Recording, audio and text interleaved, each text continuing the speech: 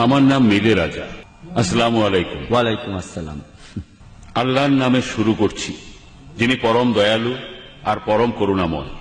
আর মহানবী মোহাম্মদ সাল্লাল্লাহু আলাইহি সাল্লামকে যথাযথ সম্মান জানাচ্ছি। আসলে আমি একজন অমুসলিম।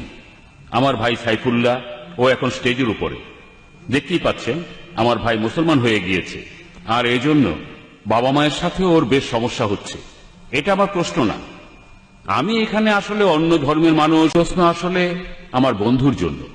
আমার বন্ধু একজন শারীরিক প্রতিবন্ধী। তার প্রশ্ন হলো, স্রষ্টা কেন মানুষকে পঙ্গু করে পৃথিবীতে পাঠান? কোরআনের কোন আয়াত বা নবী মোহাম্মদ সাল্লাল্লাহু আলাইহি ওয়াসাল্লামের কোন হাদিসে কি বলা আছে কি কারণে স্রষ্টা মানুষকে প্রতিবন্ধী করে পৃথিবীতে পাঠান? আসসালামু আলাইকুম ওয়া রাহমাতুল্লাহি ওয়া বারাকাতুহু। সুপ্রিয় দর্শক মণ্ডলী, একজন মানুষ ডক্টর জাকির নায়েককে প্রশ্ন করছেন যে কেন আল্লাহ তাআলা পৃথিবীতে প্রতিবন্ধী করে সৃষ্টি করেছেন, মানুষকে প্রতিবন্ধী করে কেন পাঠিয়েছেন। তো খুবই গুরুত্বপূর্ণ একটি প্রশ্ন। তো চলুন প্রশ্নের উত্তরটি আমরা ডক্টর জাকির নায়েকের কাছ থেকে শুনে আসি। ভিডিওটি না টেনে সম্পূর্ণ দেখবেন। তো চলুন আমরা ভিডিওটি দেখে আসি। কেন, কি কারণে আল্লাহ কিছু মানুষকে পৃথিবীতে পাঠান পঙ্গু বানিয়ে? ভাইরা, এর কারণটা হলো পবিত্র কোরআনে সূরা মুলকের 2 নম্বর আয়াতে উল্লেখ করা হয়েছে যে আল্লাযী খালাকাল মাউতা ওয়াল হায়াতা, তিনি আল্লাহ জীবন আর মৃত্যু সৃষ্টি করেছেন তোমাদের পরীক্ষা করার জন্য। এখন আপনি এই প্রশ্নটা করেছেন যে কিছু মানুষ কেন জন্মায় পঙ্গু হয়ে আর কেউ গরিব, কিছু মানুষের জন্মগত কঠিন অসুখ থাকে। এই প্রশ্নটা হিন্দু দার্শনিকদেরও সমস্যায় ফেলে। আর এ কারণে হিন্দু দার্শনিকরা বলে থাকে একটা দর্শনের কথা, ওটা হলো সংস্কারা, জন্ম আর পুনর্জন্মের চক্র। যদি আপনি বেদ পড়েন, আমি সব ধর্মগ্রন্থ পড়েছি, বেদে বলা হচ্ছে পুনর্জন্মের কথা। পুনর মানে পরবর্তী, জন্ম মানে জীবন, পরবর্তী জীবন। এমনকি পুরানো মৃত্যুর পরের জীবনের কথা বলা হয়েছে, তবে সেটা বেদের মতো না যে জন্ম তারপর মৃত্যু, আবার জন্ম আবার মৃত্যু, আবার জন্ম আবার মৃত্যু, এমন কোন চক্র নেই। কিন্তু হিন্দু ধর্ম দর্শনের একটি প্রধান ভিত্তি হলো কর্ম। প্রত্যেক কর্মই আবার নির্ভর করে ধর্মের উপর, এর একটা অ্যাকশন আছে, রিয়াকশন আছে। আর এর উপর ভিত্তি করে হিন্দু ধর্মের দার্শনিকরা মনে করেন যে সম্ভবত আগের জীবনে এই লোকগুলো কোন অন্যায় করেছিল, তাই এই জন্মে তারা পঙ্গু হয়ে জন্ম নিয়েছে। যদিও এই কথা বেদের কোনো অনুচ্ছেদে নেই।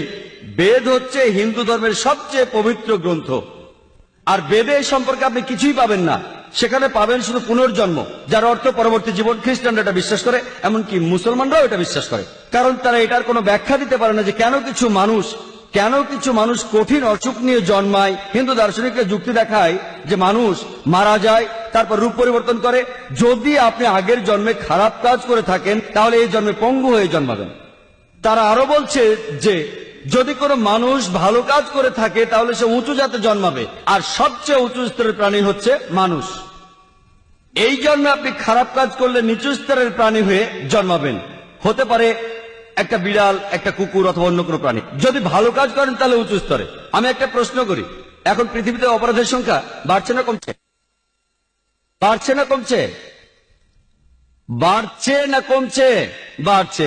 সবাই একমত, বাড়ছে। এখনকার দিনে পৃথিবীর জনসংখ্যা বাড়ছে না কমছে? বাড়ছে। যদি ধরে নিই যে খারাপ কাজ করলে নিচু স্তরে জন্ম হয়, তাহলে তো পৃথিবীর মানুষ কমে যাওয়া উচিত। পরও কথা থাকে, কেন কিছু মানুষ জন্মায় কেউ পঙ্গু হয়ে, কেউ গরিব হয়ে, কারো জন্মগত ত্রুটি থাকে।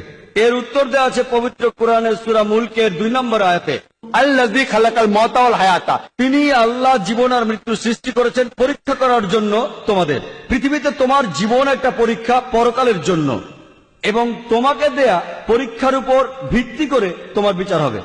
আর মহান স্রষ্টা এক একজনকে এক একভাবে বিচার করবেন। যখন আপনি কোনো পরীক্ষা দিতে বসেন, প্রত্যেক বছর পরীক্ষার প্রশ্নপত্র বদল হয়। যদি প্রশ্ন না বদলায় তাহলে পরীক্ষাটা কিসে? প্রতি বছর প্রশ্ন বদলাবে। একইভাবে আল্লাহ সুবহানাহু ওয়া তাআলা বিভিন্ন মানুষকে বিভিন্নভাবে পরীক্ষা করেন। তিনি কিছু মানুষকে সম্পদ দেন, আর যদি কাউকে সম্পদ দেন, ইসলামী শরিয়া বলে আপনার অতিরিক্ত সম্পদের 2.5% দান করে দিতে হবে, যেটাকে বলা হয় যাকাত। আর গরিব মানুষকে কোনো যাকাত দিতে হবে না, সেই 100তে 100 পাবে যাকাতে।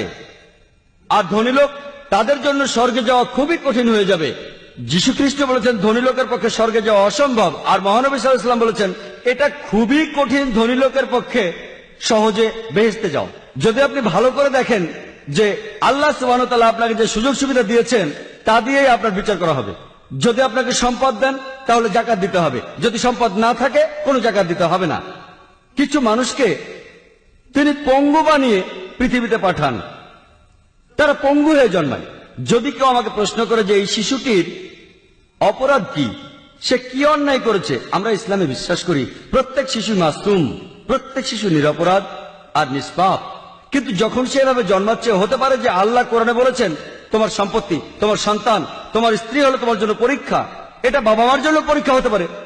হয়তো আল্লাহ বাবা মাকে পরীক্ষা করছেন, হয়তো বাবা মা আল্লাহকে খুব মানে, হতে পারে তারা খুব ধার্মিক।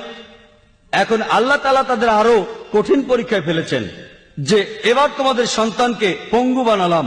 স্রষ্টা দেখতে চাইছেন এখনো সেই বাবা মা আল্লাহকে বিশ্বাস করে কিনা। আর পরীক্ষা যত কঠিন, পুরস্কারও তত বড়। যেমন ধরেন, আপনি যদি বিএ তার মানে গ্র্যাজুয়েশন পরীক্ষা দেন, এটা খুব সহজ। কিন্তু আপনি যখন মেডিকেল গ্র্যাজুয়েশন পরীক্ষাটা দেবেন, সেটা বেশ কঠিন। কিন্তু আপনি যখন এমবিবিএস পাস করবেন, নামের আগে লেখা হবে ডাক্তার, পরীক্ষাটা কঠিন, কিন্তু যখনই আপনি পাস করবেন আপনি ডাক্তার, সম্মানটা অনেক বেশি। পরীক্ষাটা যত কঠিন, পুরস্কার তত বড়। তাহলে আল্লাহ বিভিন্ন মানুষকে বিভিন্ন ভাবে পরীক্ষা করেন। একজন মানুষ পঙ্গু হয়ে জন্মেছে, তার মানে এই না যে সে আগের জন্মে অন্যায় করেছে, সে নিষ্পাপ। সে যে পঙ্গু, এটা হয়তো তার বাবা মায়ের জন্য পরীক্ষা, হতে পারে এটা তার নিজের জন্যও পরীক্ষা। আল্লাহ তাকে পরীক্ষা করতে চান যে সে এখনো স্রষ্টাকে বিশ্বাস করে কিনা। আর এজন্য আল্লাহ কিছু মানুষকে গরিব বানান, তারা দরিদ্র হয়ে জন্ম নেয়। আবার কিছু মানুষকে ধনী বানান, কিছু মানুষ ভালো স্বাস্থ্য নিয়ে জন্মায়, আর কেউ পঙ্গু হয়ে জন্মায়। আল্লাহ বিচার করেন পরীক্ষার উপর ভিত্তি করে। চিন্তা করেন, 100 মিটার দৌড় প্রতিযোগিতায় কিছু লোক থাকে পঙ্গু, তারা 50 মিটার থেকে শুরু করে, কারণ হয়তো তার পায়ে সমস্যা আছে, আর এই কারণে সে শুরু করে 50 মিটার আগে থেকে। যদি আল্লাহ দেখেন যে কোনো মানুষের কাছ থেকে কিছু সুযোগ সুবিধা কেড়ে নেওয়া হয়েছে, তাহলে তিনি সেভাবেই বিচার করবেন। যদি পরীক্ষার প্রশ্ন কঠিন হয়, তাহলে টিচার সহজভাবে খাতা দেখেন, আর যদি প্রশ্ন সহজ হয়, তাহলে টিচার একটু কঠিনভাবে খাতা দেখে থাকেন। আর আল্লাহ তাআলা এক এক মানুষকে এক এক ভাবে তৈরি করেছেন, বিভিন্ন রঙে, বিভিন্ন ভাষায়, আলাদা আলাদা পরিবেশে। আর আল্লাহ সুবহানাহু ওয়া তাআলা যাকে যে পরিবেশ দিয়েছেন, যে সুযোগ সুবিধা দিয়েছেন, সেইভাবেই তার বিচার করবেন। আশা করি উত্তর। তো আশা করছি আপনারা পুরো ভিডিও দেখে বুঝতে পেরেছেন যে আল্লাহ তাআলা কেন মানুষকে প্রতিবন্ধী করে সৃষ্টি করেছেন।